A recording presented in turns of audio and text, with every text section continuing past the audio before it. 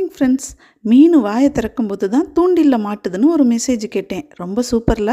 மாறல் என்னன்னா, நாமளும் நம்மளை சுற்றி உள்ளவங்க கிட்ட எல்லாத்தையும் சொல்லணும்னு அவசியம் இல்லை, சொல்லவும் கூடாதுங்கிறது தான். மீன் கண்டிப்பாக சாப்பிட வாயை திறக்கணும். அது மாதிரி நம்மளும் தேவைக்கு மட்டும் வாயை திறந்தோம்னா நல்லதுங்க.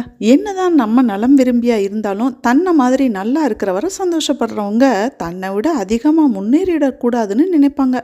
ஸோ நம்மோட வெற்றி தோல்வி, எதிர்கால பிளானு, நம்மோட பலவீனம் இதெல்லாம் வெளியே சொல்லாமல் நம்ம கூடவே வச்சுக்க பழகிக்கணும். மனுஷங்களை குத்தம் சொல்லலைங்க, நல்லவங்களும் இருக்காங்க. பட் சூழ்நிலை அவங்களையும் மாற்றிடுது.